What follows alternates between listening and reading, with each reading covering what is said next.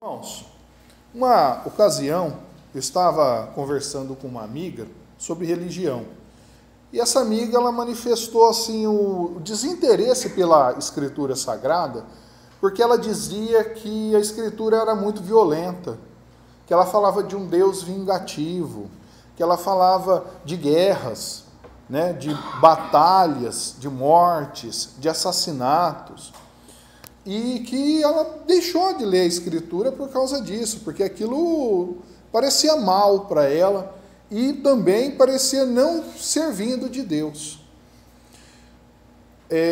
Infelizmente, essa impressão, ela é uma impressão muito recorrente, muito corriqueira, né? Muitas pessoas que se aventuraram a ler a Bíblia tiveram essa impressão negativa das Escrituras. E por que isso, irmãos? Porque, infelizmente, não tem sido dada a importância devida, o trabalho necessário de esclarecimento aos fiéis dentro das igrejas. Algumas igrejas têm trabalhos bastante sérios nesse sentido, né? E mais uma vez aqui eu quero exaltar o trabalho dos testemunhos de Jeová nesse aspecto, porque eles têm um cuidado. A gente pode até discordar da doutrina deles, né, de vários aspectos da interpretação deles, mas são um grupo que busca o entendimento da palavra. São um grupo que fazem um esforço para esclarecer as pessoas dentro daquilo que eles próprios estão trabalhando. E há outros grupos que poderiam trabalhar um número grande de pessoas e não o fazem. E há outros grupos, né, outras igrejas, que focam a interpretação da palavra de Deus em coisas meramente materiais, passageiras, outras em estabelecer poder. E tudo isso diminui a grandeza dessa obra.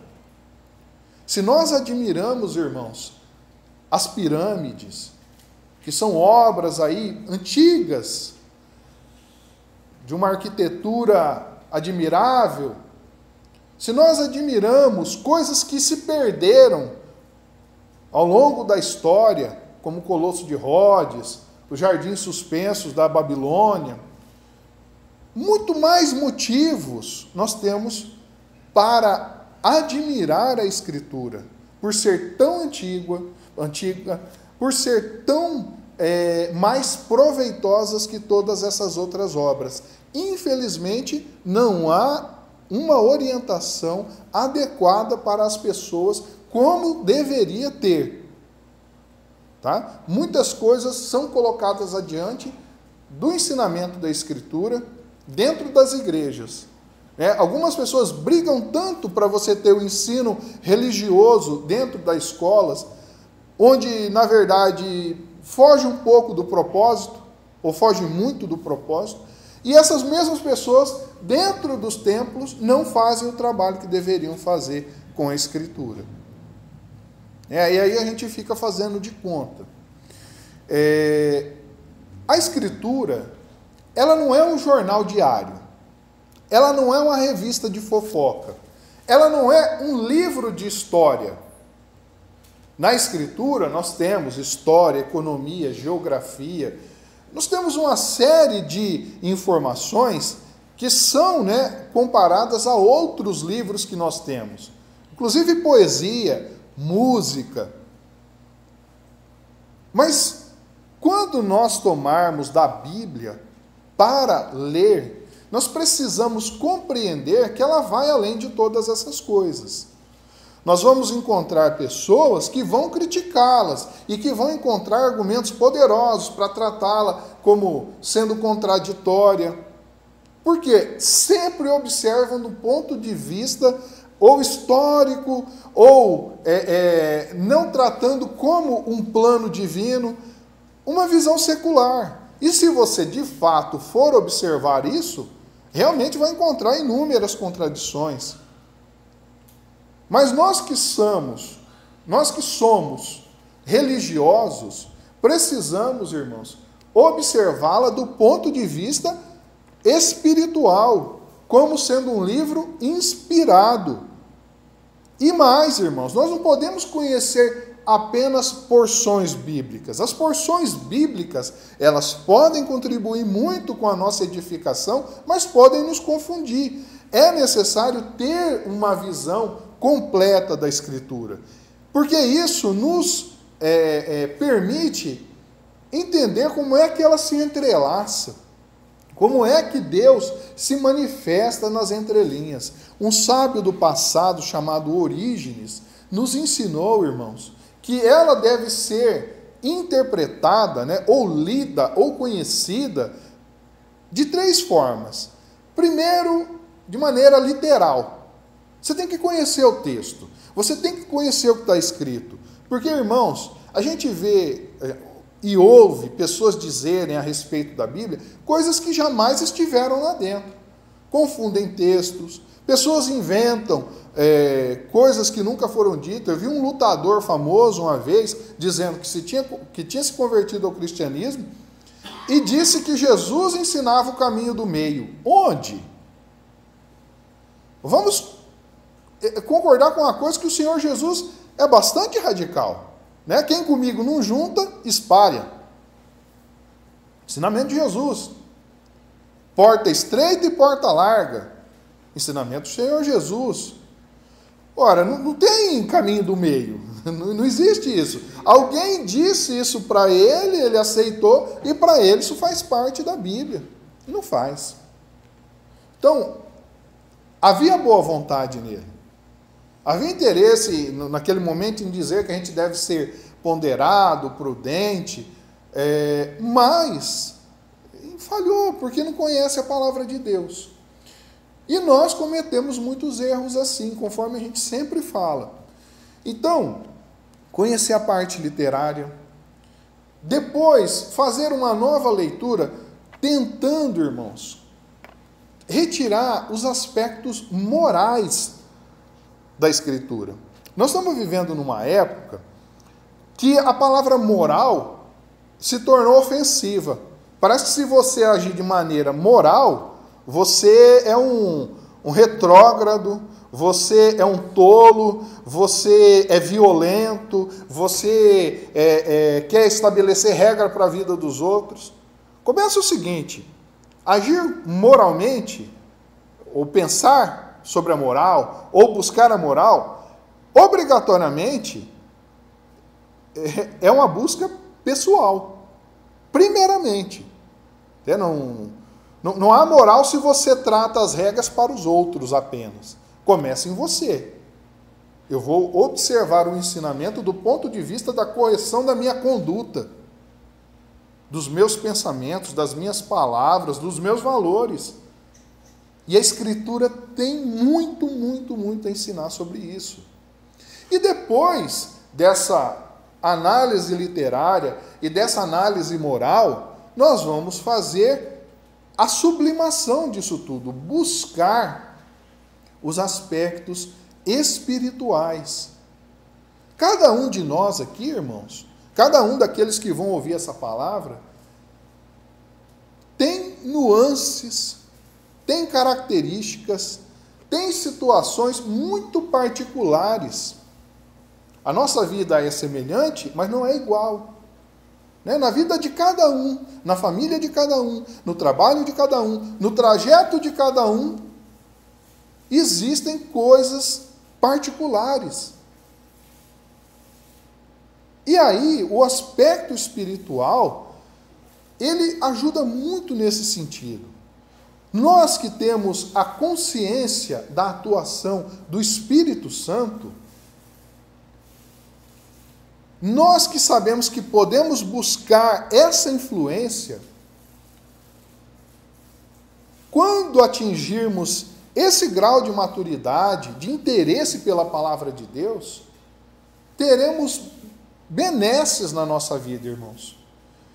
Porque aquilo que em nós gera uma contradição ou uma dúvida que as leituras anteriores não nos permitiram entender, não nos trouxeram uma resposta, a sublimação, a interpretação espiritual trará. A influência do Espírito Santo nos trará esse esclarecimento que nós precisamos.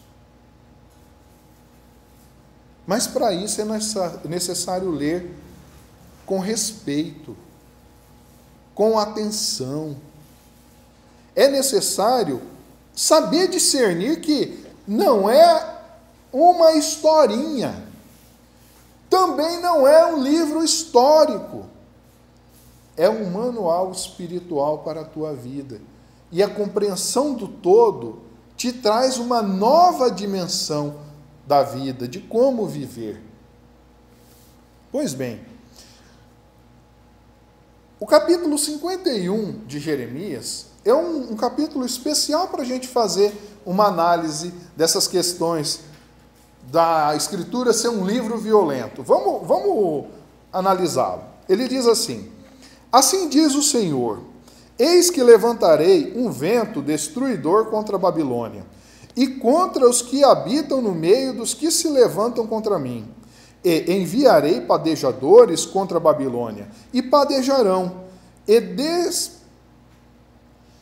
despejarão a sua terra, porque virão contra ela em redor no dia da calamidade. O flecheiro arme o seu arco contra o que arma o seu arco, e contra o que se exalta na sua couraça, e não perdoei aos seus jovens, destruí a todo o seu exército, e os mortos cairão na terra dos caldeus, e atravessados nas suas ruas, porque Israel e Judá não foram abandonados de seu Deus, do Senhor dos exércitos, ainda que a sua terra esteja cheia de culpas contra o Santo de Israel.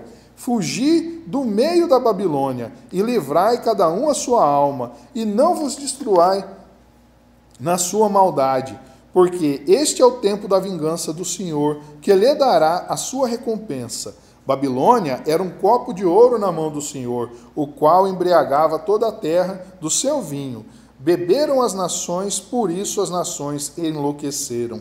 No momento caiu Babilônia, e ficou arruinada. Lamentai por ela, tomai bálsamo para sua dor, porventura sarará. Queríamos curar Babilônia, porém ela não sarou. Deixai-a e vamo-nos, cada um para a sua terra, porque o seu juízo chegou até o céu e se elevou até as mais altas nuvens. O Senhor trouxe a nossa justiça à luz. Vinde e contemos em Sião a obra do Senhor nosso Deus. Aguçai as flechas, preparai os escudos. O Senhor despertou o espírito dos reis da Média, porque o seu intento é contra a Babilônia, para a destruir, porque esta é a vingança do Senhor, a vingança do seu tempo. Arvorai um estandarte sobre os muros de Babilônia, reforçai a guarda, colocai sentinela, preparai as ciladas, porque o Senhor intentou, assim fez, o que tinha falado contra os moradores de Babilônia. Ó tu que habitas sobre muitas águas, rica de tesouros, é chegado o teu fim, a medida da tua avareza. Jurou o Senhor dos exércitos por si mesmo, dizendo, ainda que te enchi de homens, como de lagarta, contudo levantarão gritaria contra ti. Ele fez a terra com o seu poder e ordenou o mundo com a sua sabedoria e estendeu os céus com o seu entendimento, fazendo ele ouvir a sua voz. Grande estrondo de águas há nos céus e faz subir os vapores desde o fim da terra, faz os relâmpagos com a chuva e tira o vento dos seus tesouros. Embrutecido é todo homem no seu conhecimento, envergonha-se todo artífice da imagem de escultura, porque a sua imagem de fundição é mentira, e nelas não há espírito. Vaidade são, obra de enganação, obra de engano, no tempo da visitação perecerão. Não é semelhante a estes a porção de Jacó, porque ele é o que formou tudo, e Israel é a tribo da sua herança, o Senhor dos exércitos é o seu nome. Tu és meu machado de batalha, e minhas armas de guerra, e por meio de ti despedaçarei as nações, e por ti destruirei os reis, e por meio de ti despedaçarei o cavalo e o seu cavaleiro, e por meio de ti despedaçarei o carro e o que vai nele. E por meio de ti despedaçarei o homem e a mulher, e por meio de ti despedaçarei o velho e o moço, e por meio de ti despedaçarei o jovem e a virgem, e por meio de ti despedaçarei o pastor e o seu rebanho, e por meio de ti despedaçarei o lavrador e a sua junta de bois, e por meio de ti despedaçarei os capitães e magistrados, e pagarei a Babilônia e a todos os moradores da Caldeia toda a maldade que fizeram em Sião aos vossos olhos, diz o Senhor. Eis, aqui contra ti ó monte destruidor, diz o Senhor, que destróis toda a terra. Estenderei a minha mão contra ti, e te revolverei das rochas, e farei de ti um monte de queima, e não tomarão de ti pedra para esquina, nem pedra para fundamentos, porque te tornarás em assolação perpétua. Arvorai um estandarte na terra, tocai a trombeta entre as nações, preparai as nações contra ela, convocai contra ela os reinos de Ararat, Mini e Askenaz, ordenais contra ela um capitão, fazei subir cavalos como lagartas eriçadas, preparai contra ela as nações, os reis da Média, os capitães e todos os seus magistrados, e toda a terra do seu domínio. Então tremerá a terra e doer-se-á, porque cada um dos desígnios do Senhor está firme contra a Babilônia, para fazer da terra de Babilônia uma desolação sem habitantes. Os poderosos de Babilônia cessarão de pelejar, ficarão nas fortalezas, desfaleceu a sua força, tornaram-se como mulheres, incendiaram as suas moradas, quebrados foram os seus ferrolhos.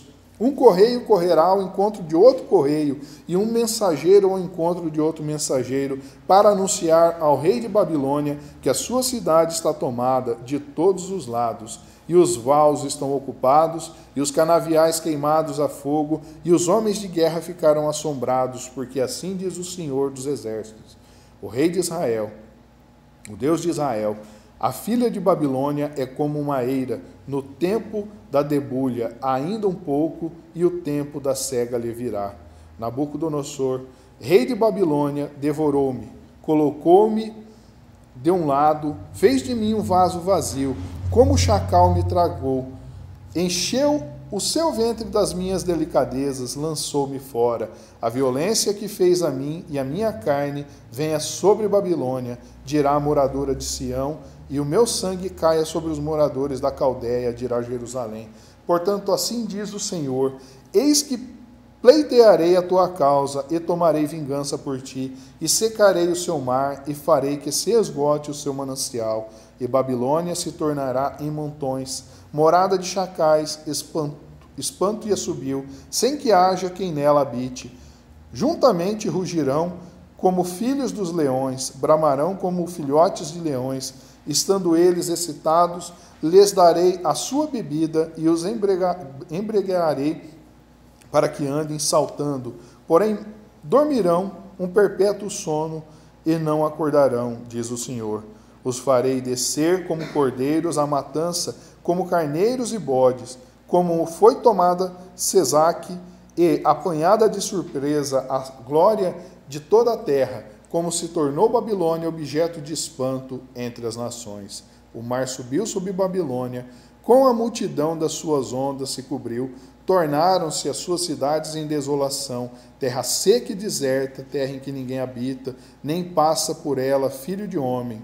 E castigarei Abel em Babilônia, e tirarei da sua boca o que tragou, e nunca mais concorrerão a eles as nações. Também os muros de Babilônia caiu. Saí do meio dela, ó povo meu, e livrai cada um a sua alma do ardor da ira do Senhor. E para que, porventura, não se enterneça o vosso coração, e não temais pelo rumor que se ouvir na terra, porque virá num ano um rumor, e depois no outro rumor, e haverá violência na terra, dominador contra dominador. Vamos parar aqui, irmãos, porque aqui já é o suficiente para nós termos essa imagem impactante, né? Se nós não pudermos fazer uma interpretação melhor dessa palavra, realmente parece um livro sanguinário e contraditório, porque o Senhor não é Senhor de todos os homens, Deus não é o Criador de toda a criatura. Por que essa preferência entre um e outros? Né? Porque no mesmo momento que ele exalta aos descendentes de Jacó, também os chama de pecador, também diz que eles também viraram as costas para o nobre de Israel. Percebem, irmãos, que uma leitura superficial nos levaria a interpretações confusas. Jeremias foi um profeta que viveu no período pré-babilônico e um tempo ainda durante a escravidão babilônica. Ele realmente trouxe informações a respeito da escravidão que viria sobre Israel por causa da sua má conduta. Alguns homens podem dizer, mas que cruel é esse Deus que manda escravizar o povo dele. Mas quando a gente conhece a Escritura, nós sabemos que por mais de 400 anos foi dada a Israel toda uma orientação, toda uma conduta para que ela fosse moralmente sadia, para que ela fosse espiritualizada. E bastava morrer um filho de Deus, um servo de Deus, que um rei assumia e mudava isso tudo. E não era simplesmente uma questão, irmãos, de mudança na doutrina. Toda vez que haviam essas mudanças, haviam prejuízos de ordem social, de ordem moral. Pessoas matavam seus filhos por adoração de deuses estranhos. Coisa que, desde lá de trás, toda a orientação aos filhos de Israel é para que sejam abandonados esse tipo de coisa.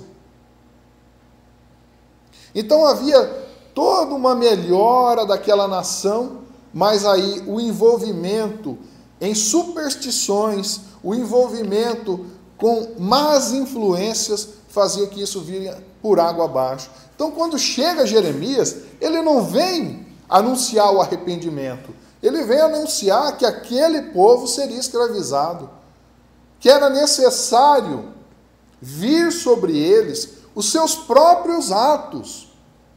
Veja bem, irmãos, não é Deus lançando uma maldição sobre o seu povo, mas Deus permitindo que toda essa conduta nociva trouxesse consequência sobre eles. É como se Deus estivesse até ali amparando, protegendo. E agora ele fala, não, se eu não tirar a mão daqui, se eu não permitir que eles sofram as consequências, jamais entenderão.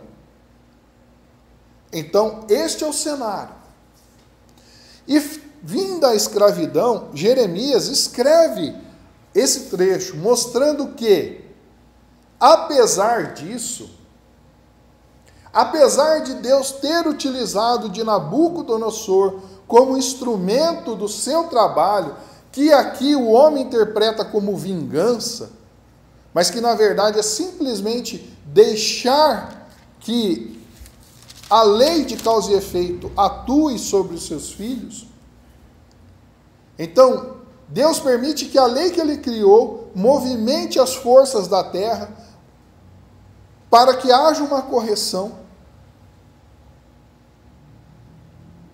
Apesar de Deus ter utilizado desse rei, desse homem poderoso, isso não era para a eternidade. Isso era para até o momento da correção dos homens. E não ficaria impune. Aí vem a revolta de muitos, né? Como acontece lá no caso de Faraó. Pô, mas escuta, ele não foi instrumento de Deus? Não foi Deus que endureceu o coração de Faraó? Ora, irmãos, Deus não é um moleque. Deus não é uma criança mimada, cheia de caprichos. Deus também não é um jurista seguidor de leis. Deus, é o Criador, é perfeito, é justo e bom. Ele estabelece regras para que a criação não se perca em si mesmo, para que as coisas busquem o equilíbrio, a harmonia. É assim que Deus atua sobre a criação. E assim que a criação evolui, que assim que a criação encontra a comunhão com o Criador, porque em si ela é imperfeita, ela é falha, ela sai de Deus para retornar para Deus. E são necessários esses mecanismos. Então, o intérprete da palavra relata segundo o seu vocabulário como a vingança de Deus. Mas é simplesmente a lei agindo. É simplesmente Deus deixando o homem provar um pouco daquilo mesmo que ele planta, para que o homem compreenda que isso não é bom. Que Deus estando distante, que Deus não atuando, ele sofre.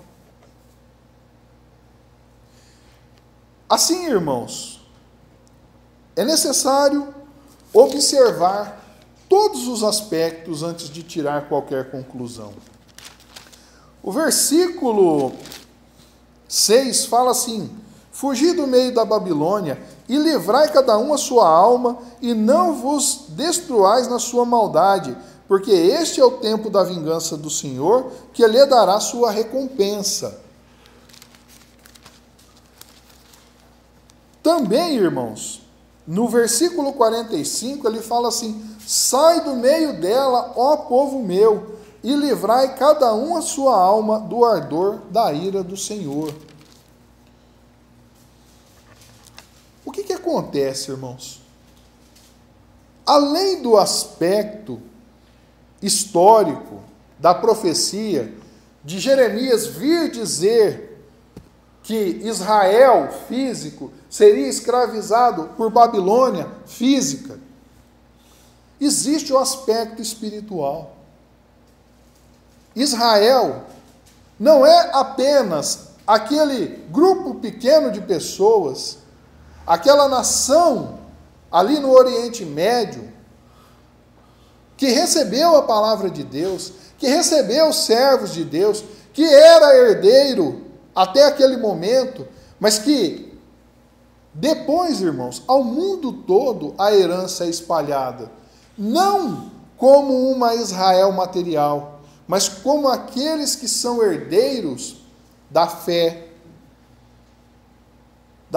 do Deus de Abraão, de Isaque e Jacó, da fé do Deus do rei Davi, da fé de Jesus Cristo, nosso Senhor.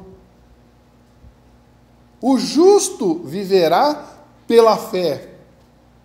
Então nós não somos consanguíneos, nós não somos descendentes de judeus, fisicamente, mas nós podemos ser, e qualquer ser humano desse mundo pode ser descendente de Abraão, no sentido espiritual. E já na Escritura há o alerta que Deus pode prover descendentes de Abraão das pedras. Quanto mais de nós, porque já não mais importa, irmãos, as fronteiras físicas. A questão é espiritual. Você faz parte de quem? De Israel ou de Babilônia? Eles não são mais, nesse momento, uma observação meramente física. Porque nós, particularmente, não fazemos parte de nenhum dos dois. Israel representa o povo de Deus e a Babilônia, assim como o Egito, representam o poder temporal, irmãos. E é curioso que muitos daqueles que poderiam ser herdeiros de Israel se perdem com os encantamentos de Babilônia e de Egito. Tanto é que no 9, ele fala assim, queríamos curar Babilônia, porém ela não sarou, deixai-a e vamos-nos cada um para a sua terra, porque o seu juízo chegou até o céu e se elevou até as mais altas nuvens. Por que houve esse interesse de curar Babilônia? Significa que no reino secular não há virtude? Existem algumas virtudes impressionantes. Eu convido os irmãos, por exemplo, vamos buscar um exemplo bastante radical e grave. Procurem fotos da Alemanha nazista antes da guerra. Pode ter certeza que muitos de nós gostaríamos de viver lá. Não tem lixo na rua, tem transporte público de qualidade, tudo é bonito, tudo é organizado, tem serviço para todo mundo, existe uma inteligência atuando ali. Infelizmente, com um propósito maligno. Imagina se aquela maldade, aquele rancor não existisse. Se essa inteligência, se essa organização tivesse sido usada para bem dos homens, para bem da humanidade. A Babilônia se manifestou ali também. Mas não só ali, irmãos. Não só no eixo, também nos aliados. Olha a bomba atômica. É um projeto de uma inteligência pequena? Mas qual é o fruto dela? É admirável a capacidade que o homem teve para elaborar aquilo ali. E é devastador, tanto quanto o efeito da bomba, o sentimento que nós temos que uma inteligência possa ser aplicada num absurdo desse. E não só nisso, né, irmãos? Porque em guerra, esses artefatos foram usados apenas 2 vezes, graças a Deus. Mas outros armamentos cruéis, terríveis, foram usados. Bomba de napalm, agente laranja e tantas outras coisas, irmãos. Sistemas de tortura. Tudo obra da Babilônia. E a Babilônia não se manifesta só em guerra, em violência descarada. Ela se manifesta no domínio dos homens, em manipular os homens não para o seu crescimento, não para estabelecer uma sociedade melhor, mas para mantê-los sob um cabresto, para mantê-los sob servidão do mal. Provocando enfermidades, provocando comportamentos inadequados, condutas nocivas, trazendo sobre o homem, irmãos, o esfriamento dos sentimentos. Nós tivemos várias manifestações recentes que falavam em amor, que falavam em liberdade, que falavam em paz, mas que a consequência foi doença, foi destruição de famílias, destruição de sociedades, foram alienados muitas gerações em propostas tolas. É Babilônia, irmãos. Em propostas de vida comum. E a hora que a realidade toca, é cada um por si. É a vida destruída. É Babilônia agindo sobre os homens. Deus jamais quis destruir. Não seria bom usar a inteligência, a habilidade, né? Os livros antigos, tanto quanto a Escritura, falam, né, da chegada dos homens em Babilônia e admiração pelos jardins suspensos, numa área árida, seca, desértica, o domínio de metal. É assim ainda hoje, irmãos. A inteligência do homem faz o homem chegar à lua, mas se distanciar dos corações, do entendimento, de um diálogo. Traz notícias, informações, uma série de coisas num aparelho que está na tua mão e te acompanha para onde você for, mas não esclarece as pessoas, não anima as pessoas ao entendimento, ao conhecimento, e distancia as pessoas de um diálogo. Isso é até uma conversa cansativa já, né? Da gente alertar contra a tecnologia quando ela não nos permite mais conversar. É tentadora. Deus queria consertar isso, mas não é possível. Então Babilônia tem que ser destruída. Qual Babilônia? Aquela uma lá, onde hoje é o Irã? O Iraque? Não. A Babilônia espiritual, que permeia as nações todas do mundo, que não tem fronteira. A única fronteira é quando a gente diz: eu não quero isso, eu não aceito isso, a minha vida vai ser de outra forma. O versículo 11 fala assim: aguçai as flechas, preparai os escudos. O Senhor despertou o espírito dos reis da Média, porque o seu intento é contra a Babilônia para destruir, porque esta é a vingança do Senhor, a vingança do seu templo. Mais uma vez, irmãos, falando da lei de causa e efeito. Não é preciso Deus ir lá e provocar. Basta Ele dar liberdade, que o homem em si só provoca o mal que ele mesmo planta. No versículo 17, ele fala assim: embrutecido é todo homem no seu conhecimento, envergonha-se todo o artífice da imagem de escultura, porque a sua imagem de fundição é mentira, e nelas não há espírito. Vaidade são, obras de enganos, no tempo da sua visitação perecerão. Uma das obras mais belas que a gente tem, e é admirável, né? É a escultura de Michelangelo, Davi.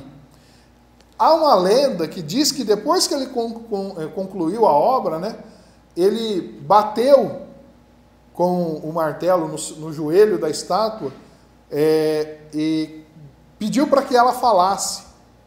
Como se ela fosse tão perfeita, que faltava apenas falar. Mas aí há uma grande verdade.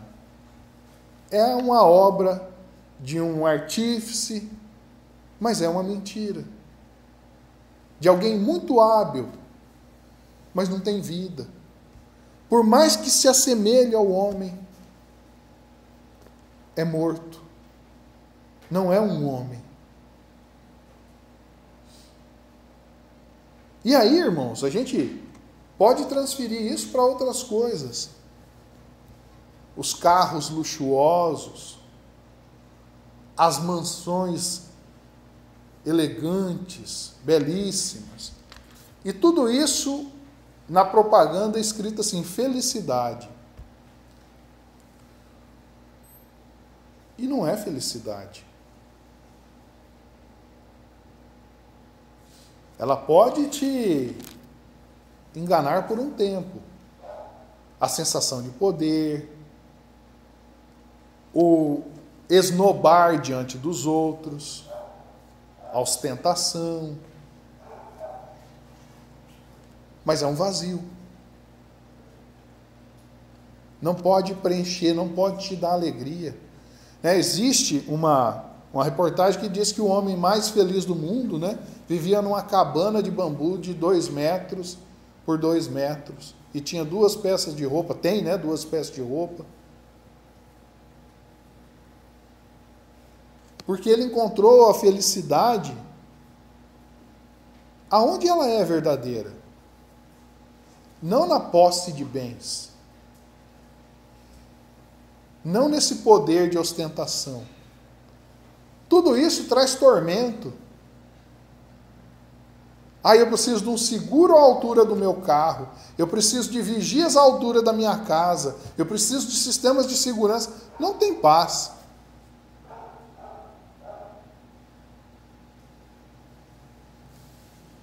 A gente pode entrar, irmãos, numa série de argumentações com relação ao conforto, com relação à proteção, com relação a coisas que nos alegrariam, mas elas não podem verdadeiramente, irmãos, nos trazer felicidade. Então nós somos brutos, nós somos tolos, nós não encontramos ainda a verdadeira sabedoria. E pior que isso, alguns homens alcançam esse poder, essas experiências, mas a maioria de nós é frustrado, porque a realidade bate na nossa cara e fala assim: você não vai ter isso. E a gente fica em busca, né, de magias que possam trazer isso para a gente. Autoajuda, coaching, uma série de doidices que tem por aí, que realmente, irmãos, não vai mudar a nossa vida. Porque se fosse para esse caminho, Jesus não teria nascido onde nasceu, caminhado como caminhou, dependido de muito das outras pessoas como ele dependeu. O barco que ele usava não era dele, a casa onde ele dormia não era dele, o alimento que ele comia, nem isso era dele. Se fosse para ser assim, ele teria feito diferente. Ele teria nascido no palácio, como os homens imaginavam. Ele teria sido poderoso no meio secular, e nada disso ele foi. Tudo isso, como diz o Eclesiastes, é vaidade de vaidades. E como também nos fala lá e aqui, tem o seu tempo. Dura um tempo e logo perece. Perece, às vezes, muito antes de estragar. É como uma criança mimada que o pai dá tudo. O pai, a mãe dá tudo. A avó, né? Às vezes o pai e a mãe não dá, tem um vô e uma avó que estraga, né? Às vezes o pai e a mãe vai lá e briga para não... Essa criança tem demais, tem mais do que precisa.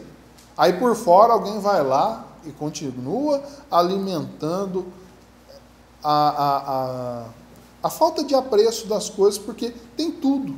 Nada é valorizado. A criança quer até ter na mão. Depois já tem, não tem valor.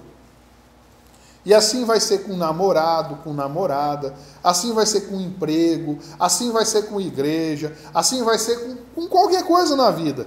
Porque o objetivo é alcançar. Alcançou, isso aí eu já tenho. Isso eu já tive, não me serve mais. Ninguém serve mais.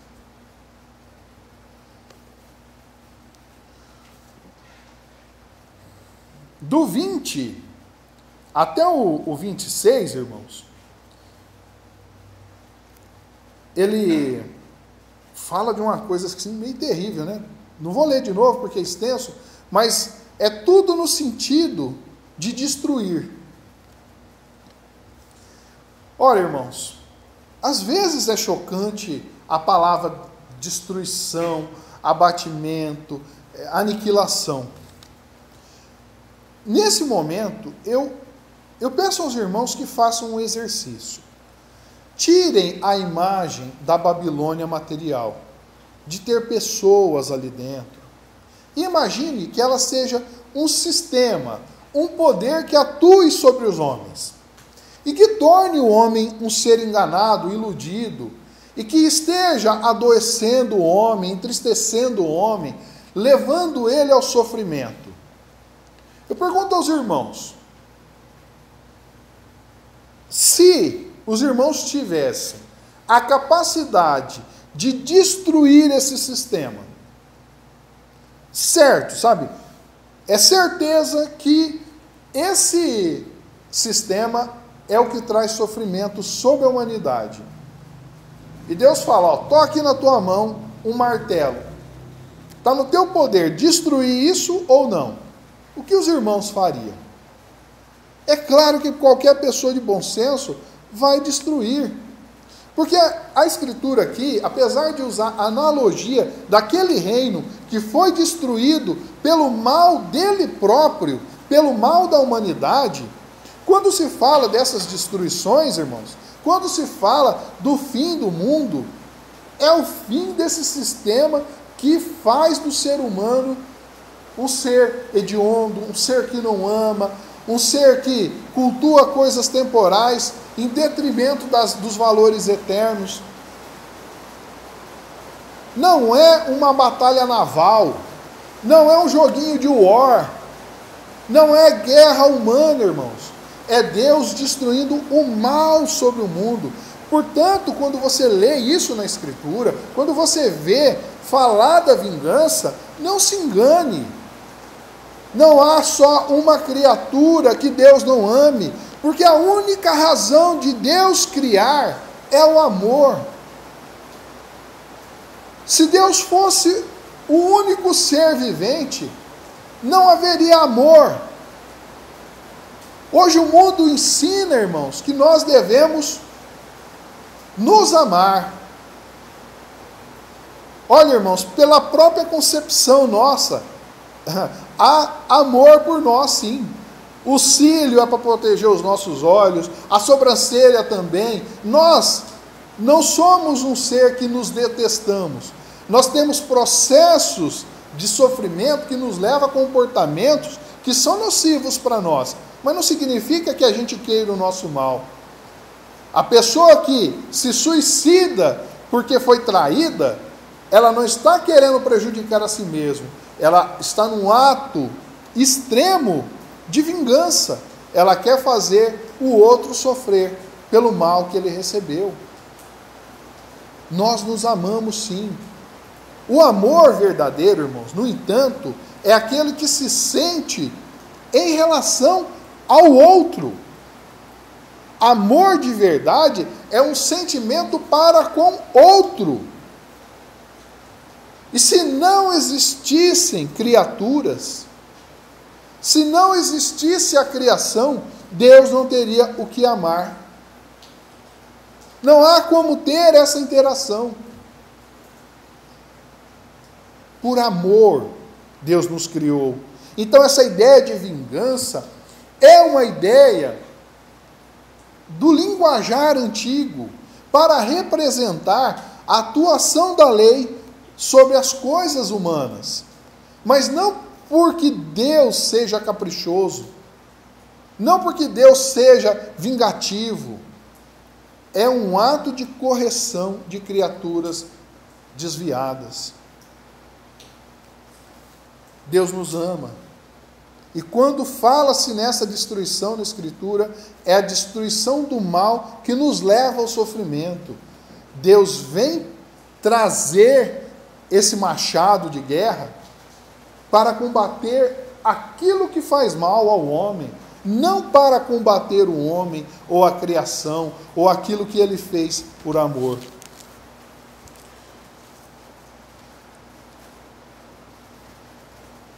Assim, irmãos, como nós já nos estendemos além do tempo, convém que a gente faça uma análise sóbria da Escritura. Não vamos nos ater a porções. Você viu uma pessoa falando em porções da Escritura? Fique com cuidado, porque ela está ajeitando a coisa para ela. Não faça você isso também. Quando for ler, ao menos leia um capítulo completo. Procure fazer uma leitura sequencial, Procure ler não só o Velho Testamento, mas o Novo também. Alterne dias, para que a tua compreensão seja plena. Quando vier sobre você um sentimento de repulsa, procure uma pessoa esclarecida. Vá se informar. Eu tenho certeza, irmãos, eu tenho convicção plena de que quem se esforçar nesse sentido encontrará luz para a sua vida, encontrará paz, encontrará sabedoria, encontrará saúde, encontrará espiritualidade, encontrará perdão, encontrará um caminho santo que nos leva a Deus. Que Jesus nos abençoe.